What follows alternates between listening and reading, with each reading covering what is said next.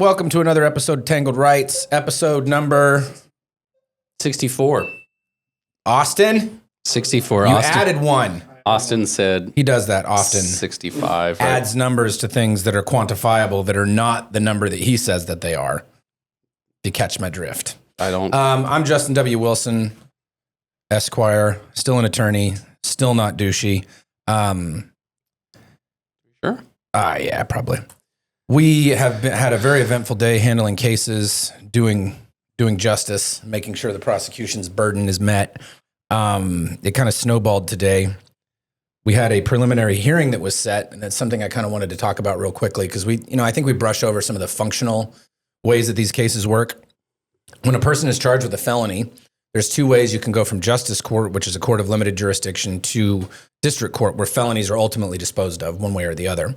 And that's through a preliminary hearing where the evidence comes in, witnesses come in, and you get to cross-examine them in front of the judge, where the state puts on their evidence, and it's preponderance of the evidence, so slight or marginal, 51%. Or they can take it to a grand jury. Well, I have a case right now that I just got pretty recently that's an attempt murder. I think it's 5 counts of with a deadly weapon with substantial bodily harm. Battery. Well, yeah, sorry, battery with a deadly weapon with substantial bodily harm, and 1 count of possession of a firearm by a prohibited person.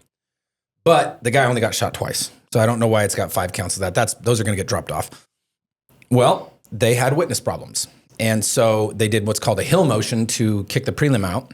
Which is specific to Nevada. It's specific to Nevada. What it basically says is, hey, we've made good faith effort to secure the witnesses that are necessary because right now my client is presumed innocent, right? He hasn't taken a deal. He hasn't been found guilty by a jury of his peers or a judge if you were to do a bench trial, which in this one we wouldn't.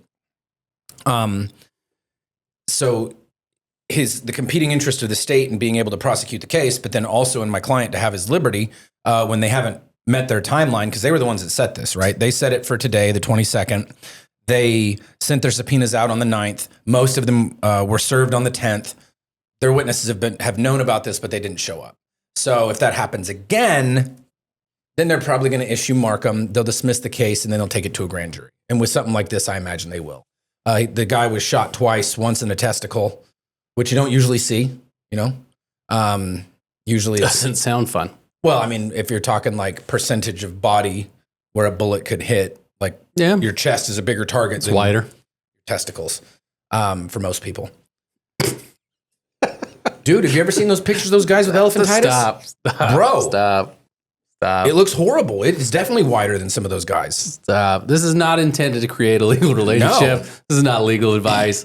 These are merely our opinions. We always say that. Or in-court observations. In-court observations, yes. I'm in court a lot, every week. Contact us if you do want to. Multiple times a day. If you do want to hire us. If you have elephantitis, please talk to Shane about it. You know what I'm talking about, right? You know I'm not making that up. I know what you're talking about. Those poor guys. It's every once in a while I hear about a medical condition and I'm just like, Jesus, I'm so glad. I'm hashtag blessed that I don't have those issues. I've got my own issues, obviously. Look at me, listen to me, but like not those. Anyway, let's talk about what you want to talk about. All right. Well, I took 3 minutes and 30 seconds. That's it. I'm doing the next episode. Okay, that's fine. I got a crazy story for you, Justin. Where'd it come from? Who told you about it? This is one sent to us by one of our best listeners of all time. Your friend. What's her name again? Alyssa King. Alyssa King. L. King, Sorry. Esquire. Sorry, Alyssa. She is an attorney. I've never met her personally. She just sends things through social media, and she sends the most insane things. So thank you, Alyssa. This is a story by the name with a guy named Aaron Spencer. Okay. Aaron? Aaron. Aaron Spencer. Aaron. Okay. All right. Aaron Spencer lives in Arkansas outside of Little Rock. Okay. It seems like he's not within the city. It sounded like, I saw 2 different stories about where he was from. Either he's west outside or east outside of Little Rock, Arkansas. Okay. Mm-hmm. Aaron Spencer is a father. He has a 14-year-old daughter. Okay. One night, late at night, okay, around midnight-ish, he hears his daughter's dog barking from her room. Okay. He goes to check it out. Okay. He owns guns. All right. Okay. Takes his gun with him, has his firearm, goes in the room. his daughter's window is open. Okay. And there did kind of the classic sitcom thing, had like a teddy bear with a hoodie in the bed. All right. To maybe think So that the kid. all right. Well, don't jump to any conclusions yet. Okay. Sure.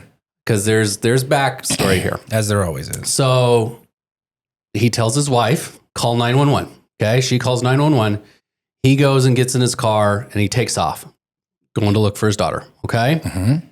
He goes up one way up the road, and then he passes a car and he sees an old man in his 60s with his daughter in the passenger seat. Okay. So he turns around and follows his car. He doesn't know the old man. Well, hang on 1 second. Uh-oh. This old man had been charged with sexual assault on his daughter. Okay. This specific 14-year-old girl previously Ugh. had been charged, was out on bail, standing charges. Okay. He chases him for a good few miles. It culminates where they finally are able, they stop on the side of the road. Okay. And father, Aaron Spencer, shoots this man and he dies. How many times did he shoot him? Probably immediately. I don't know. Number of Not times enough. I haven't seen. I mean, depending. Okay. Well, I didn't see That's so weird. I've got so many questions. Yes. And I'm not going to have all the answers. Okay. All right. Well, the big thing is, did she want to go with this guy? I don't know Or about did she that. think she wanted to go with And him? she is a minor, and their spouse, they're saying she's a victim, right? He's in his 60s. Could be persuasive to her. I don't know. Even it doesn't matter the circumstances. Victims sometimes acquiesce to things that they shouldn't, and that doesn't make them, that doesn't make the culpable party not responsible for. Correct. Because he is a man in his 60s and he should know better. The reason that the law is the way it is with respect to that is if it's not like direct, because you've got statutory rape, which is whenever somebody's under a certain age, it's by statute, because the presumption is you've either got full on rape, which is whenever someone is forced physically or otherwise by threat, or you have the statutory kind where they did it because they wanted to, but they're too young to make that determination. And so it sounds like maybe that's the realm we're into here, but it doesn't really matter one way or the other because it's all the same. Okay. So the guy who had done it was a retired kind of chief of police back in Indiana of his section. He had worked with children as a resource officer as well. Great. And so there's accusations of grooming, Right. and specifically this victim who is unnamed. Thankfully, I haven't seen her name come out. So and that's fantastic. That's typically how it happens in these cases. Is the court has the victim kind of under wraps with initials of the name, AL, RF, and RF, whatever. And then at least here in Clark County, and I hope many other places, when you go to search that case, you can't find it. Like it's under seal. It's under seal. So there's some cases that we have that are more difficult to look up because they're there's cases that are kind minor of in victims. the limelight right now federally that deal with the same thing. And even when it's an old situation, like the case where you had all the trafficking victims with Miss Maxwell, and the FBI talked about how they didn't want to bring it back up because they didn't want to rehash the stuff with the victims they're of the age of majority now, but when it happened, they were minors.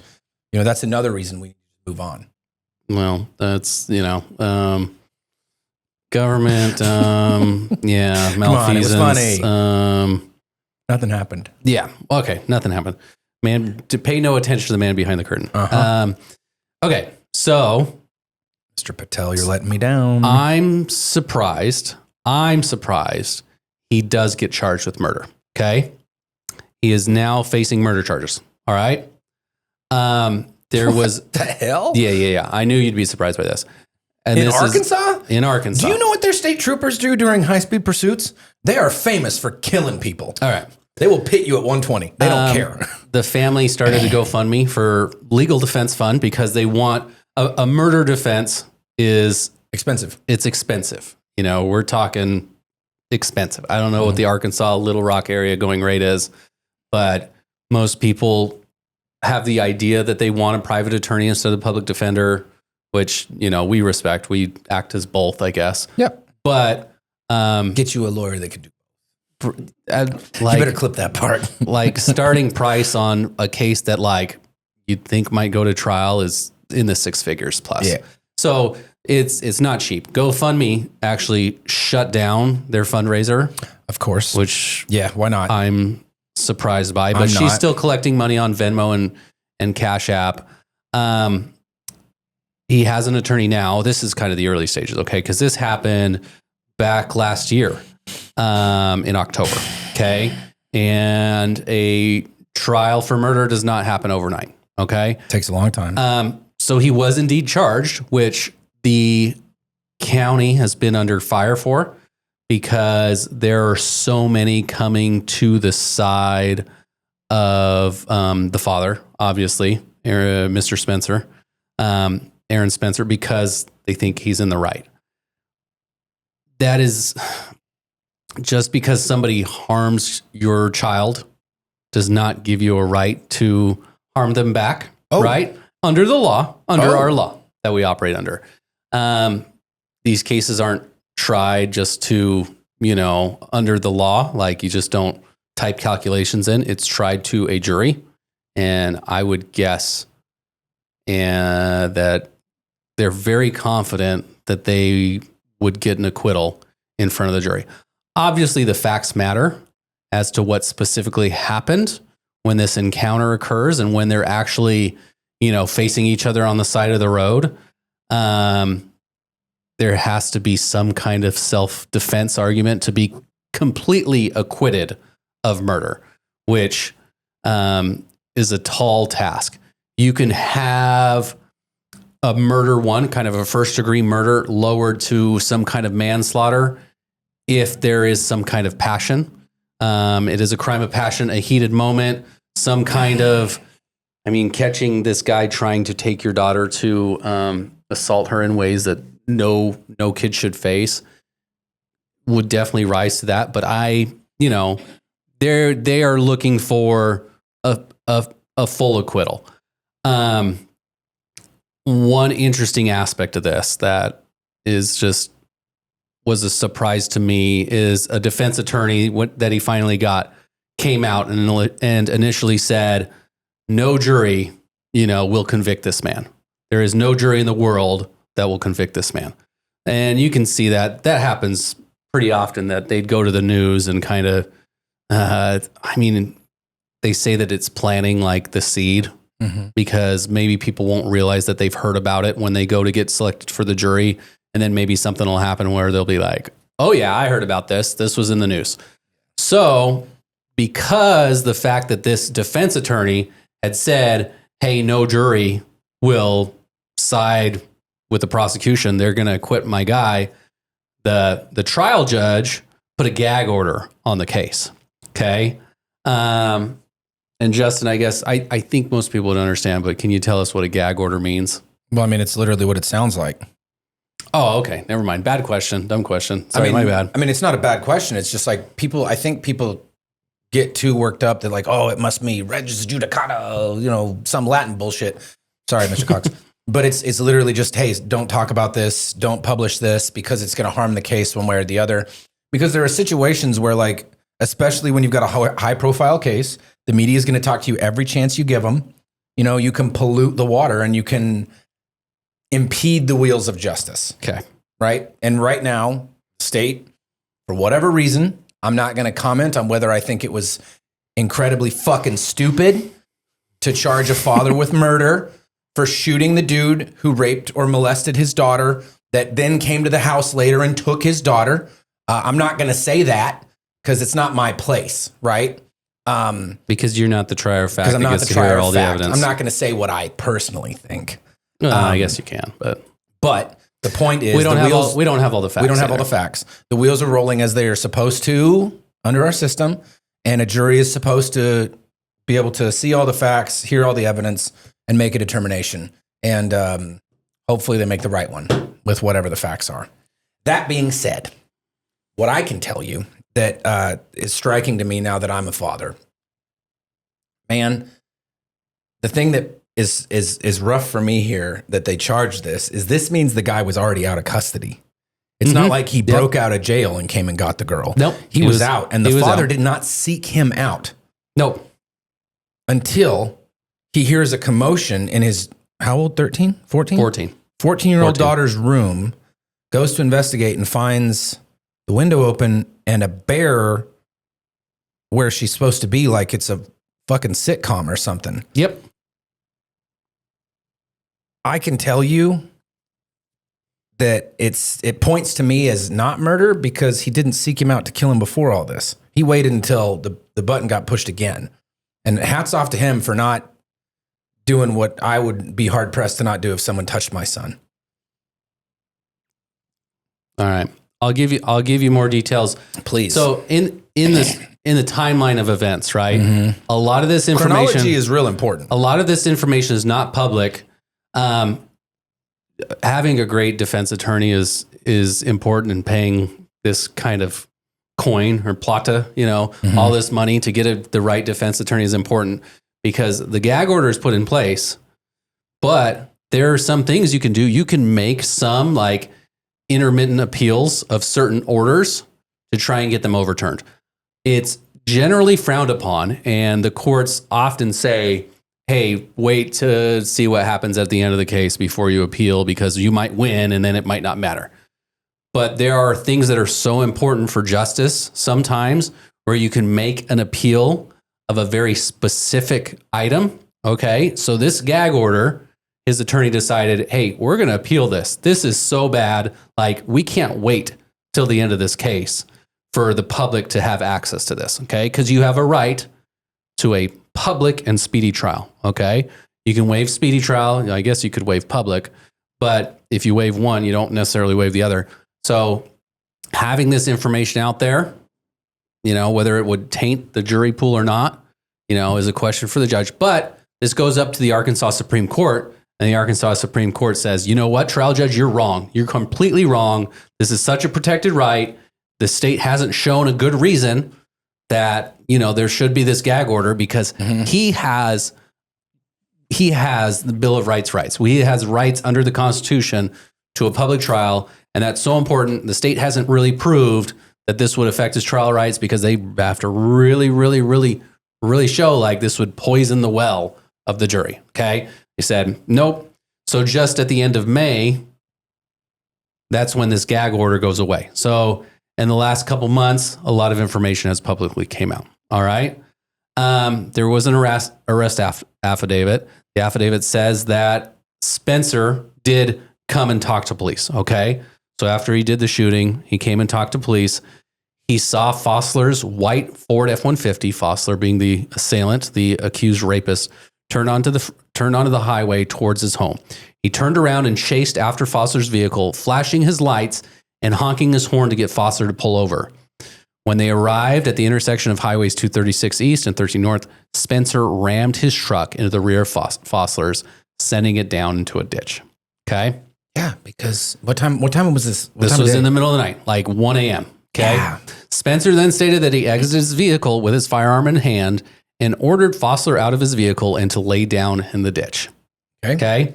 Spencer stated that he observed his daughter trying to exit the passenger side of the vehicle, but it appeared that Fossler had grabbed her and stopped her from getting out.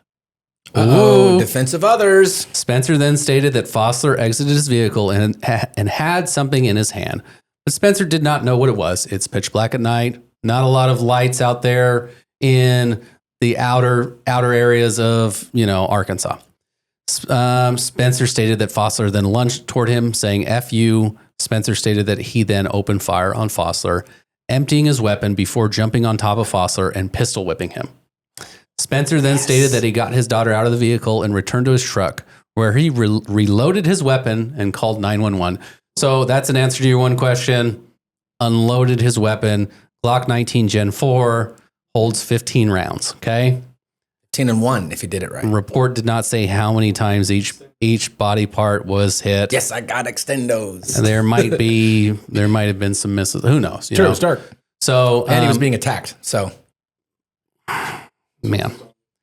Yeah, she's the real victim here. Some important facts. He knows how to answer the question. This is, he says the things about self-defense that we'd be looking for in a case. Good. Had something in his hand, lunged at me. I felt fear, imminent apprehension of gross bodily harm or death. Right.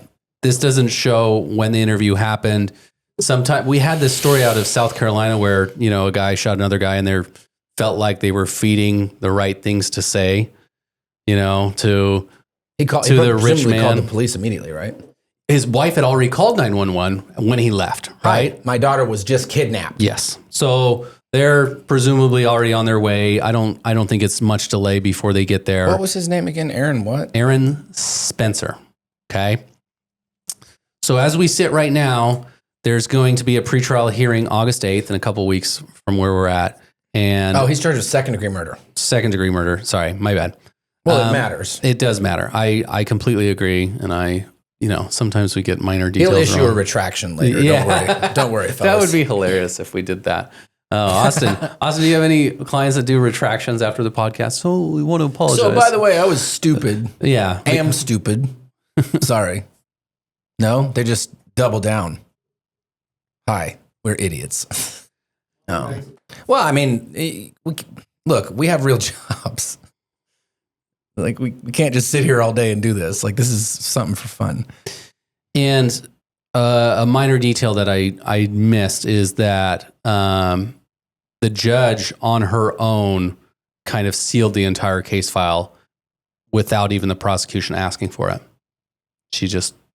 She or he did it sua sponte. Strange. Sua sponte means that the judge kind of decides that on their own. Look at this guy. He without loves either turkeys. party asking it. Look at Mr. Spencer. Asking for he it. loves turkeys. He got 2 turkeys he's hugging. Can't be a bad guy. They can't be a bad guy at all. All right. So, but the Arkansas Supreme Court ordered the files be made public. yeah, I said that. You probably weren't paying attention. Yeah, probably not. So that's why this information has come out now. That was just at the end of May. We have trial potentially in September on this case. The dead man does not get to tell a story. Okay. A very important witness becomes his own daughter to his murder case, right? Who was there at the time and who will certainly be compelled to testify by the prosecution. He was charged with 43 counts against the daughter from the prior case. Okay. Yeah, it was. The reason that's important, folks, is that whenever you get a victim coming in and talking about something, every single time they do something, it's a new count. So if the guy it's sexual assault of a minor and internet stalking of a child. That's what he was charged with. And she was then 13 and he's in his 60s. So if the child explains to the police that he would reach out to her on the computer and they would meet up and then they would do things, each time that he does that, it's 2 counts. The internet stalking, the sex assault with a minor, blah, blah, blah. 43 counts. That means that he did it a lot, allegedly. Or at least she was able to articulate that. And when somebody dies, a criminal case dies. So there's no future criminal case against him where information might come out. There is potentially a civil case that could be brought against him for damages. Oh my God. That'd be so filthy. So, and I mean that like it would be just such there could be a civil case factually both ways. Gross case. It's complicated and we're not licensed in Arkansas. We're not going to get into that. A super interesting case for us to watch because I think we're both going with the presumption that Lonoke County is a dry county in Arkansas. Okay. Well, I guess the buy county their alcohol seat somewhere is else. in Cabot. C-A-B-O-T. Cabot, whatever. I had a population of the whole county, 74,000. Yeah. Well, they got llamas. That's decent or size. Alpacas. Wait, that's hold on. Decent size. I pulled it up to look at it. Look at this. Look at that. That's pretty. Would you just look at it? I drove through Arkansas once. It's all, but it's all right. My cousin went to school in University of Arkansas. It's the worst Kansas, right? It's the second one. Number one is the one that's not pronounced with something before it. It's just Kansas, straight up. All right. Well, I'll be back there in about 48 hours, and I'm very excited. Neither here nor there. We're going to keep watching this story. I want to thank Alyssa for sending us this one. It's so many other things. And so many other things. It's incredibly interesting. More information will come out at trial. typically when a minor goes to testify, they'll blur out their face and not provide or they might not even look at them. Sometimes you'll watch these videos of trial and it just looks away, but then the audio is there. It'll be an interesting pretrial motion. I'm sure the defense will argue to let in these criminal charges, the accusations against this guy, because it would go to his defense, at least, heat of passion kind of thing. He knows who this guy is. He knows exactly who he is. He recognizes him, knows he's out on bail, knows that the system is supposed to protect his daughter. Yeah. That's why he's out on bail. And if he does this, he'd pick up more charges. Maybe this guy's the dead guy's staring down the barrel of the gun and thinks, I got nothing to lose. I'm going to take this girl and take her off to Mexico. Why not? We're in love. Oh, man. Isn't it so gross just to say that out loud? Oh, it makes me want to puke, dude, honestly. Like this. God, this why do we care? Why do we care? Why do we care that he's dead? Oh, you're saying it's fine. That's exactly what he deserves, or what? I don't know, man. I'm torn because part of me because wants he's innocent until proven guilty, right? Like he is. If my clients are, then so is he. But at the same time, I don't take those cases. Why don't I take them? Because I know they make your blood boil. They make my blood boil, and I am predisposed to not believe them. Yeah, that case we did with Hadada. If you can convince me in 20 minutes that you didn't do it, then I can convince 12 people in 2 weeks that you didn't do it, because I don't think you did. And if I don't think you did it, that's the only way I would defend you. And I know that I go into it thinking you did the thing that they're saying you did. And so I don't know, man. But the bigger deal for me is let's just pretend that he is innocent, right? As he is constitutionally permitted to be presumed. Yeah, of course. But once you take the kid from the room at 1 a.m., I don't give a fuck about that prior case. A 60-year-old man took a 14-year-old girl out of a room at 1 a.m. Very telling. Even if she called him and said, hey, come get me. As a grown-up, you are supposed to say no. And he didn't. So fuck him. I hope all 14 of those bullets hit him in the chest. Wow. Actually, you know what? No. I hope one hit him in the guts and the rest missed. And I hope it hurt. All right. I said what I said. All right. You never get Justin half cocked, right? Nope. Like always 100%. Always never off, always on. Ready to go.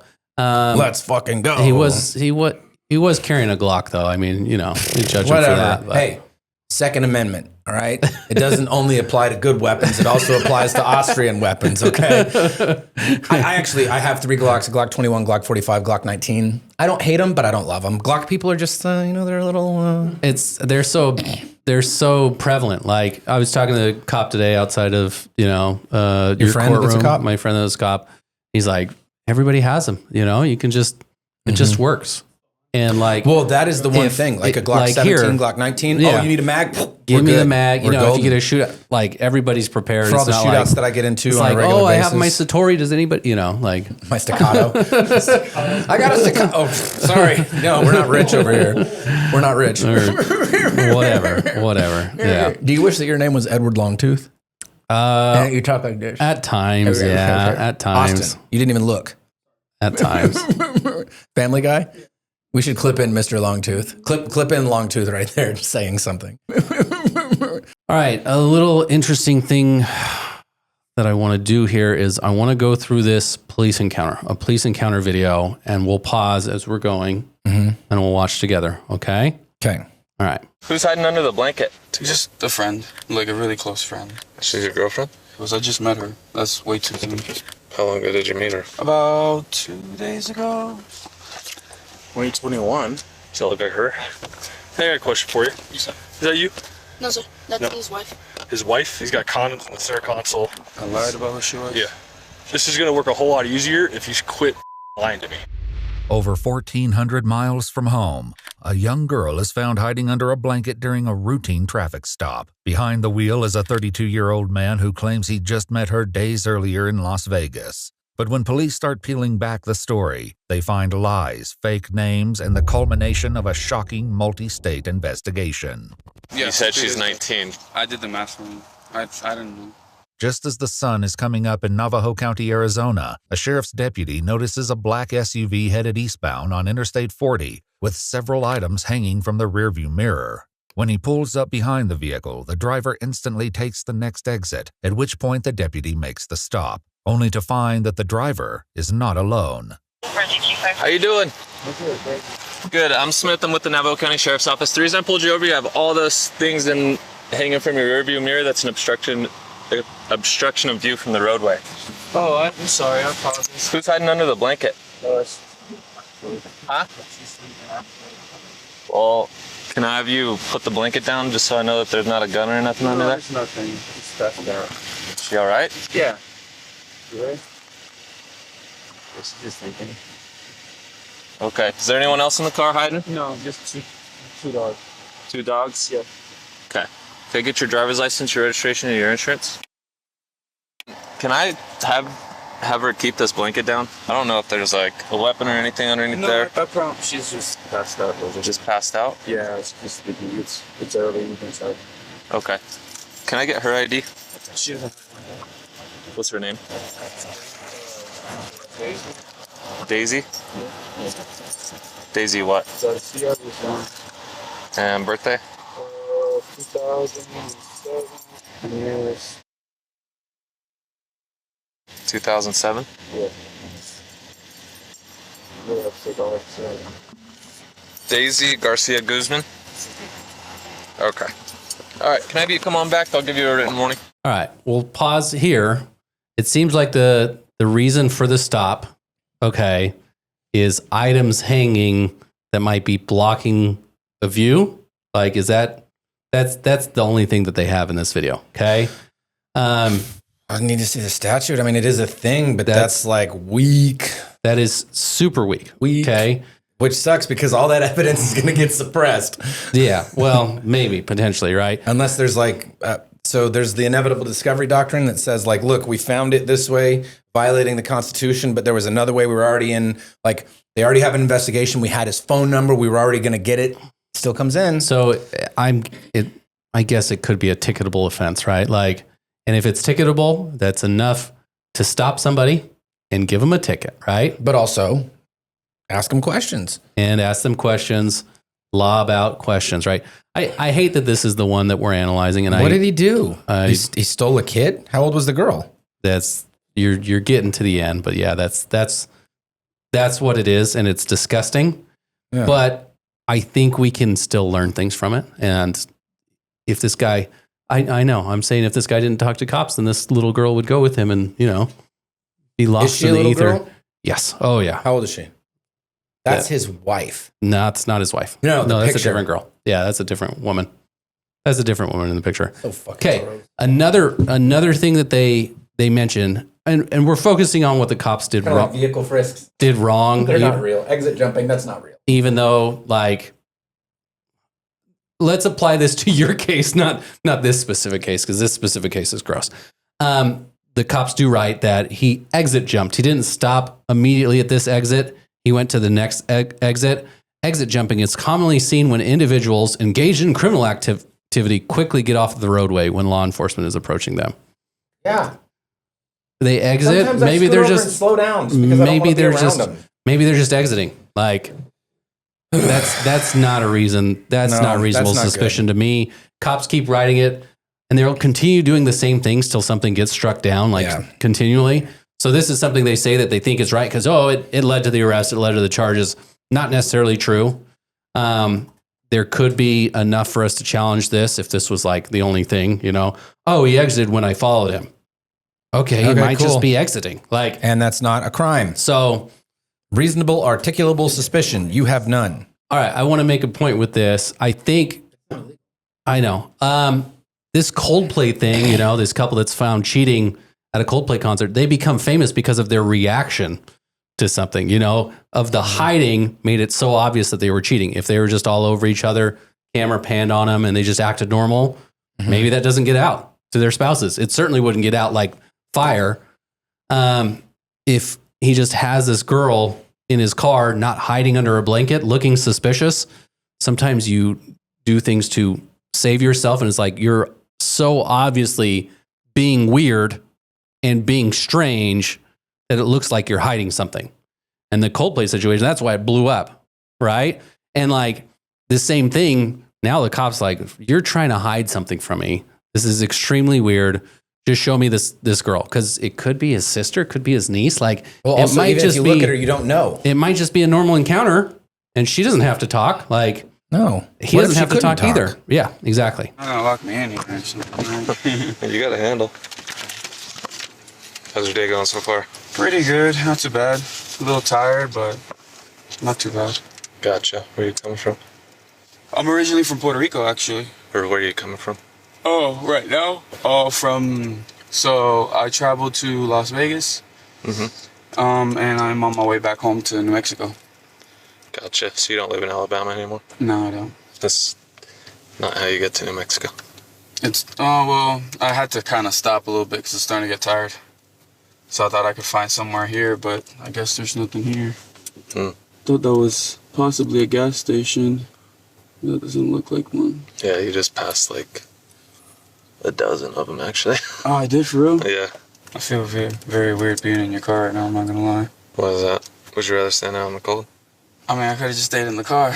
It's just kind of weird. I've never been invited into. Consider it your first time. Yeah. Where's Daisy from? Alabama or New Mexico? I think she's from New Mexico, if I remember correctly, yes. She's your girlfriend? No, she's not. Who is she? Just a friend. Like a really close friend. Nothing like that. How old is she? 19? The deputy has noticed Raul's nervousness, writing in his report that his hands were shaking as he handed over his license. He decides to dig a little deeper into Raul's story. So she's 19, right? Mm-hmm. Obviously. She's an adult. Mm-hmm. You said she didn't have an ID on her. Mm-mm. What do you mean by that? I don't think she has one. I don't think she's ever gotten one yet. Not even an ID? Not that I know of. I mean, she hasn't shown me or talked to me about one, so I really don't know. How long ago did you meet her? About 2 days ago, something like that.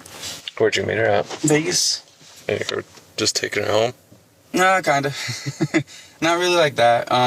She just said that she's never been to New Mexico. And I told her, I'm like, well, it's really flat land, so thought we'd go and see it I together. thought you said she was your girlfriend. I never said she was. Okay. Must have been a misunderstanding. No, I never said she was. I just met her. That's way too soon. Just been kind of getting to know her, I guess. With Raul's answers not quite lining up, the deputy calls for backup. So what are you planning on doing with her? Nothing. Just, she wanted to go to New Mexico, so she asked for a drive. That's why I think she's like a drifter or something. Or a nomad. We got a problem with human smuggling going on. I don't know what that means.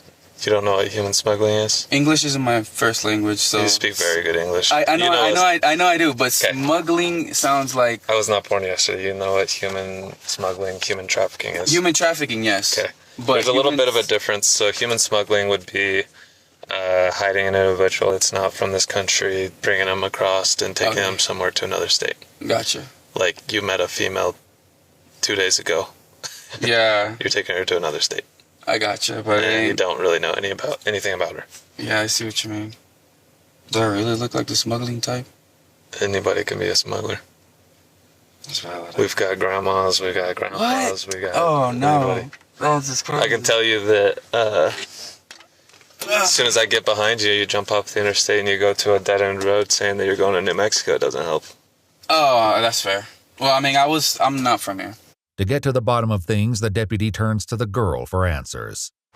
Do you have an ID on you, Daisy? And what's your last name? All right. Another thing I want to say, a passenger never has to ID unless there's a crime. Okay? Unless separate crime for Unless the there's a passenger. separate ticket or crime on the passenger, you can just say, no, thank you. That's it. Like that's all that needs to be said. Okay? The driver has to ID, yes. Because the crime of whatever, obstruction of view, blah, blah, blah. Yeah. And if you don't have ID on you, well, if you don't have a driver's license on you while you're driving, that's a separate, Separate issue. separate infraction that's usually And criminal. that one you're getting arrested for. Here's criminal, potentially. I've heard of people not, but Yeah, but most times, yeah, people get arrested for that. So she as a passenger doesn't have to show ID. Okay. You as a passenger, when they're pulling over somebody, the cop might be a jerk about it because he said ID is like crack to cops, right? They love it. They love that. And they try to get everybody on a warrant. Just, no, thank you. Is there a reason you're not giving me your ID? I don't fucking want And to. I would just not even talk to him. I'd just turn. Oh, and that would piss them off. Then they get so mad. Then I'm arresting you for not IDing. Big mad. And okay, then do it. Talk to a supervisor and be like, Please well, beat what did me you while you're arresting What me. did you arrest him for? Well, he failed to ID, sir. Bestrafe mich, Oh, Walter. what crime did you have him on? Well, he didn't give me his ID. Well, hey, You see, I'm in charge. I guess I got this badge right here. one thing I'll say. And you respect my authority. I guess if you don't have a seatbelt on as a passenger, Don't resist. if you don't have a seatbelt on as a passenger, Depends on the state. that might be one of the Potentially. reasons. I don't know. If you're not wearing a seatbelt, that's a ticketable offense. Do have to give ID or at least a name. Okay. And so they can cite you, that's like meaningless. Okay. I mean, I guess we talk about citations like they're meaningless. It's some money, and most of those aren't criminal. Okay. Because there's been kind of a change, at least here in Las Vegas, is they changed a lot of these traffic things to not be criminal, because when you have a criminal case, that means that you're entitled to an attorney. And when you're entitled to an attorney, the county or state has to pay for that attorney. Okay. So they made these civil. Okay. So they're civil infractions. A civil infraction, you're not entitled to an attorney. So even if they're accusing you, I guess, of saying you're not wearing your seatbelt, even though you are, I guess ask them for what's your reasonable, articulable suspicion of a crime. Because if they got you on nothing, Bye. then no. No, thank you. Bye. No, thank you. Can I see your ID? No, thank you. Why aren't you giving me your ID? I'm assuming that's the next question. All right, continuing this video. Okay. What are you doing with him? Just going to some family. When did you meet him? A long time ago. A long time ago. Couple years ago. Okay. As a K-9 unit arrives on scene, the police gather Daisy and Raul together so the drug dog can sniff the vehicle. The deputy takes the opportunity to again ask a question he's gotten two different answers to. How old are you, Daisy? I'm 17. You're 17. I thought you were 19. Well, I'm 2007. 2007. With the internet. Oh, well, maybe I did the math wrong. Not really 17. Not really 17, okay? Fake date. He calculated, what would she be to have to be 17, I think, in his head. Okay, so he's not under arrest yet, but he's about to be. Is this a reasonable detainment, you think? Like, what do they have him on that's criminal right now in order to be detained? They have him on a bunch of weird stuff. Like, what do you think, though? Like, it has to be reasonable, articulable, right? What do you have me on? I'm traveling with a young girl. Is that reasonable, or is it the fact that she had a blanket over herself? She's trying to conceal herself. No, Is that enough? It's not enough, dude. All right. So this might be a bad detainment, right? Sounds like it, yeah. That's not enough to unwind the whole thing, right? No, probably not. All right. So he doesn't feel like he's free to leave. Okay. So does Miranda kick in? Yeah, for sure. Once they get him out of the car, he's surrounded by a bunch of cops. It's custodial interrogation is whenever a reasonable person wouldn't feel like they were free to leave. And he's not free to If leave. I'm yanked out of the car and there's multiple cops on the side of the road, they're all around me, I'm not free to go anywhere. He's handcuffed in a car right now, right? Yeah. So maybe these statements aren't getting admitted, because I didn't hear a Miranda warning in this after this, okay? With that odd excuse hanging in the air, the K-9 deputy comes back with news that adds yet another wrinkle to this traffic stop. All right, y'all. So my canine's trained to detect 4 odors, okay? Cocaine, methamphetamine, heroin, and fentanyl. You indicate a positive alert to the vehicle. Having said that, have you guys been in contact with any of those drugs? Like, with any, no. No, Maybe like no weed, one. but, He is alert to weed, man. okay, well, that's... No one's smoked any meth. No friends in don't- Vegas messing around with I anything. don't, no, and I didn't really have anybody in the car much, so... Okay. My canine alert to the vehicle in the state of Arizona gives us probable cause to search the vehicle, okay? So we are going to be searching the vehicle. You guys are saying we're not going to find anything? No tutors, no paraphernalia, nothing like that? Nothing. Okay. As they prepare to search the car, Daisy and Raul are separated once more. Daisy, can you come here real quick? Maybe at most... Can I search you real quick? Like, weed. but nothing like crazy Okay. or anything like that. You got nothing on you? No, sir. I'm gonna have you sit in the front seat of my car, okay? Before anybody goes in here without me in there, I gotta put you in handcuffs, okay? Just so you don't grab any of my stuff. Just go ahead and put them behind your back. Wait, why are you? She's just detained right now. Because I'm not gonna be in here to watch her. She's just gonna sit in my vehicle. I don't need anyone going through my computer and Oh, okay. As they begin the search, the deputies discuss the growing discrepancies in the pair's stories. So she's hiding under this. Yeah. And like I pull it up, she looks young. He says she's 19 and they met 2 days ago. She says they met a long time ago and that she's 17. Okay. And they met in Vegas and he's taking her home to New Mexico. Or to New LPRs Mexico. have him in Idaho, and he said he only went to Vegas. Interesting. He's got knives all over the place. I definitely CCH. She has no luggage in the car. Oh, there's the weed. But at the moment, the deputies are more interested in finding out the truth behind Daisy and Raul's situation than what they found in the SUV. Now that you're not next to him, have you seen him use any drugs over the past couple days? No, sir. No. And how old are you? 17. Okay, so did you get him a fake ID? No, sir. Did you give him a fake name and date of birth? No, sir.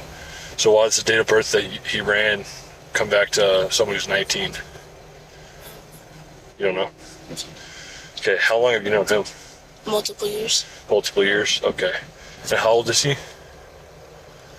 Sure. Not sure. Do you know his full name? Raul Alexis Ariana. Okay. Is that your boyfriend or no, just a friend? We're kind of like family. Okay. I'm gonna ask you a personal question. It's up to you if you want to answer. Have you guys had any kind of sexual contact or that? No? Okay. The cops note that a fake tattoo on Daisy's neck is wearing off, giving them more reason to suspect that she might be younger than she's letting on. Meanwhile, the other deputy turns up the heat on Raul. Can you relay exactly what happened this weekend What do you mean? with her and your travel plans and everything like that? Why? Because it's not adding up. I've talked to her, talked to you, I'm getting two different stories. I just want to figure out what actually happened so that we can go on from there. Okay, what did she say? I'm not going to tell you that. Well, I mean, I feel weird answering. I just told you I told you what happened. So you met her 2 days ago. Yes. You went to Vegas. You met her 2 days ago. Yes. Well, You said she's 19. She's 17. I did the math wrong. I didn't know. And what are your plans with her? Because it Nothing. doesn't make sense that you're going to take her to New Mexico, but you're not going to take her home. No, I am taking her back. I travel a lot. So I just going to New Mexico for a little bit. I'm going to see my mom. My dog just died. One of my dogs just died, or my mom's dog just died. Well, what are you going to do with her? You said you're not taking her to your mom. Not like to stay. Not like that. No. She's going to get a hotel, I'm guessing. I really don't know. With what money? I didn't really think about that, to be honest. I guess with mine. Anyways, at this point, I feel like I need a lawyer because I'm feeling a little harassed. I'm not going to lie. You're not being harassed. You're detained I know, at this but point, okay? You're going to go in the back of one of these cars. Seems a little sketchy. So I'm No. saying You'll be fine. started off with You'll be fine. Sure. I'm not from here. I don't know how this place works, and I know some places I can tell you that if you're taking a 17-year-old girl across state lines and you don't know any of that information, you go to Vegas, you pick her up, everything that I've seen so far, obviously you're detained, okay? The deputy will soon discover the truth behind Daisy's identity, but it will take some work to get past what he believes is possibly Raul's coaching. All right, easy. So I've got a bunch of questions because this isn't really making sense to me, okay? Are you from California? No, sir. Where are you from? Right where I was born. Like where are you living right now? What's it called? I forgot what it's called.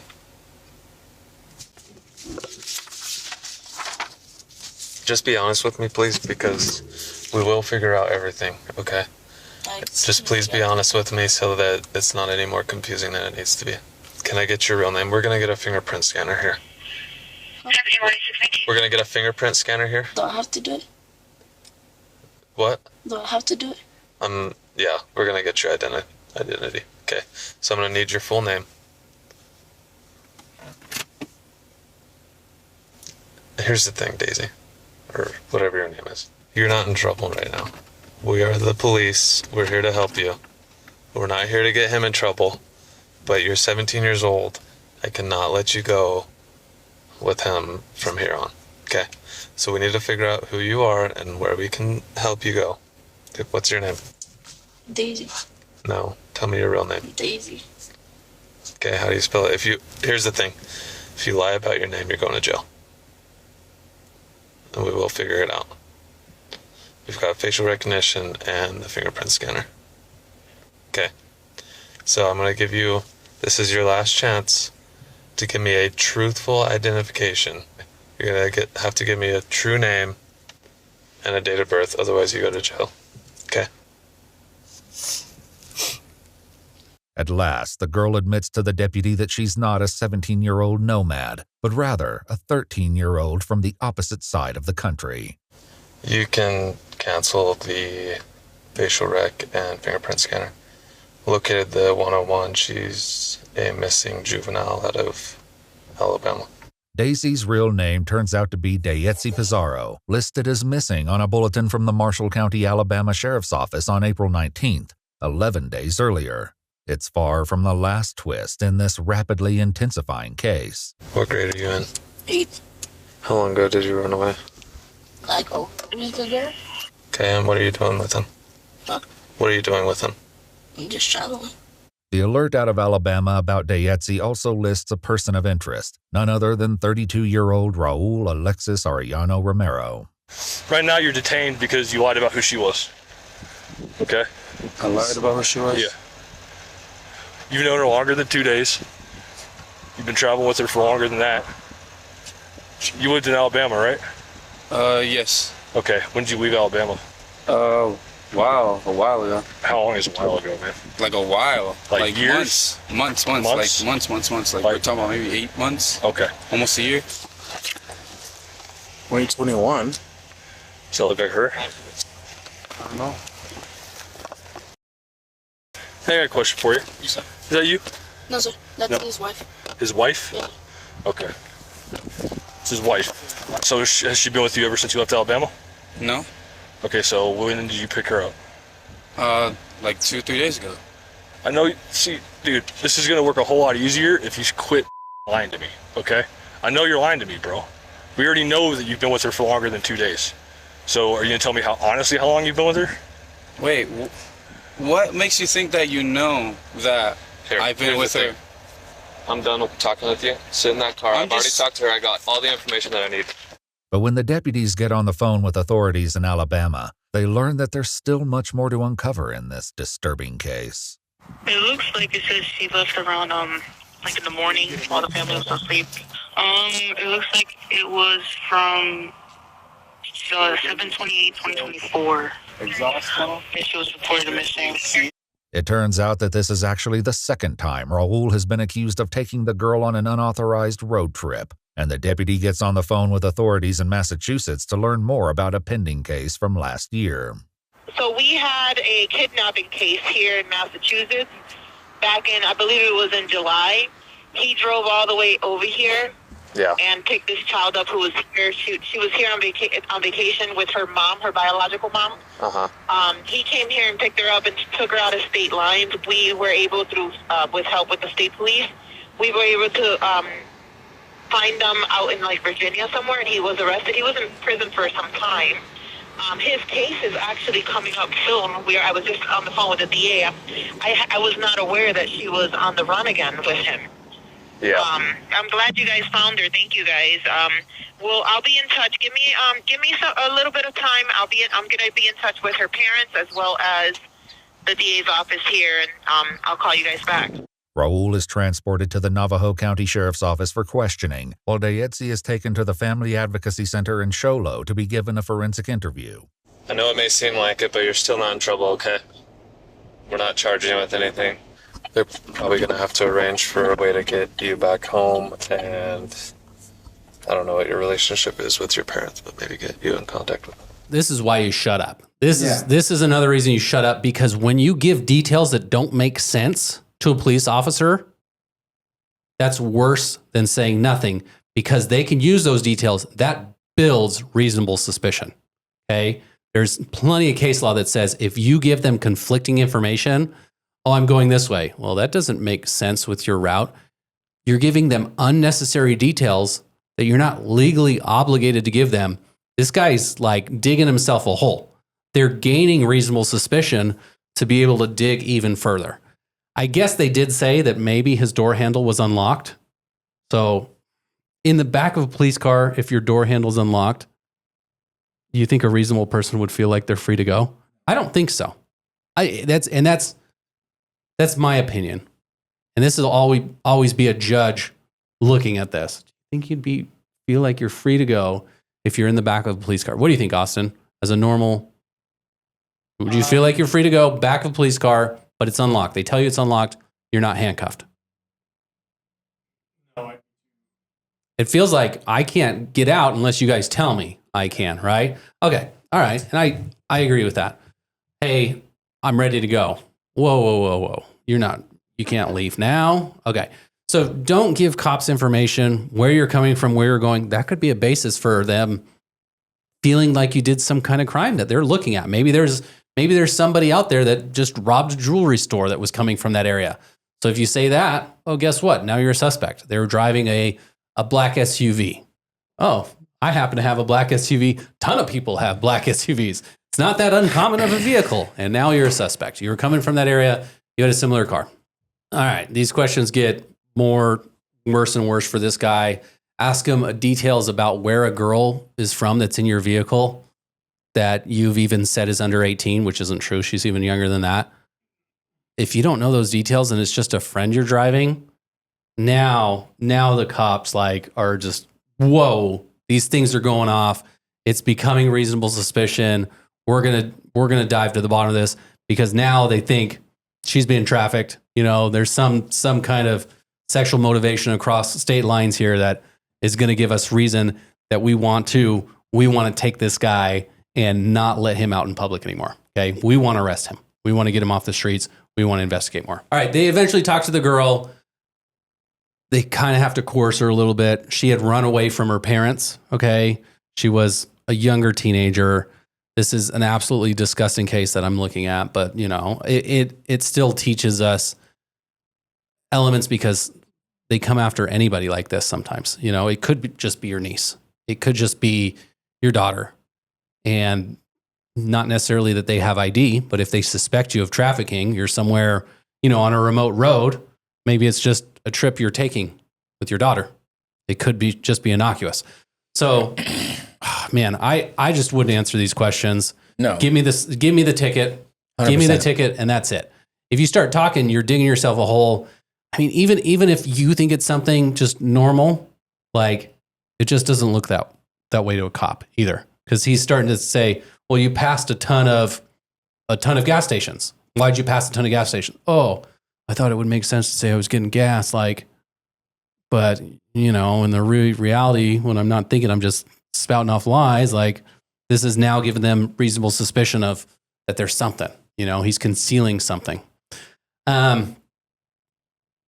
Just be smart. Don't do crimes if don't have this be a situation. Our listener question today is: if the FBI breaks into someone's house without a warrant, but just on reasonable suspicion, can't do that, but they do find someone has been kidnapped in their house, will they still get in trouble for not having a warrant? Wait, what? Ask it again. All right. If the FBI breaks into somebody's house without a warrant, okay? You can't break into somebody's house with a warrant just for reasonable suspicion. Has to be probable cause, okay? And there are certain exceptions, okay? This guy has the car, fits the description, but we don't have a warrant yet. The local PD we don't want to go there without a warrant. But the FBI they end up finding the girl that they're looking for. But. Austin is asking about a TV show, which kind of delves into law a little bit, but they also fanciful, made up bullshit. It's made up a little bit. Local PDs didn't want to go into a house without a warrant. FBI decides that they're going to go in no matter what. They find a little girl and save her. And themes on those shows sometimes are, hey, we might be violating this guy's rights, but we want to save this girl. Okay, that's more important to us than catching this guy. Okay, that's the theme that shows up in these shows a lot. If you hear screaming from inside the house, like, please come save me, please help me, I'm hurt. Or just, like that, there's exigent circumstances, they call it, which means like extreme circumstances where if you don't do something right away, something bad's going to happen. Okay. So there are exceptions for warrants, but you do still have to have probable cause. Okay. So there has to be a reason for them to go to the house. That could potentially, that would be a motion that a defense attorney would file and saying the evidence that you found her in my house could be excluded. There's more to be argued there. There is the inevitable discovery rule that say we would have gotten the warrant. You know, that's a little wonky because then why didn't you just wait for the warrant? Okay, but if you hear screaming or you have enough evidence that like we have probable cause that she's in here, usually accompanied by a warrant is just their best protection. Yeah, but there could be circumstances where a judge allows that in. And it would be a totality of the circumstance. We always say it depends on every single fact. There's a lot there based on the TV show. They always show it through the cops' point of views, which is fine. And they're always the heroes. They always find the right person. They never go after the innocent people, right? So, good question. Thank you to our random listener. Thank you for listening to us again. Remember, protect your rights. Don't talk to cops. Just silence. Silence is golden. And then if you get in trouble for shooting somebody who was assaulting your child, you could still even be charged. Maybe the prosecutor wants to charge you for that. Even if your story makes absolute sense, that you saw them in the dark, thought that they had something in their hand, and they were rushing you, you still might get charged. Who knows? We'll watch that one. Peace.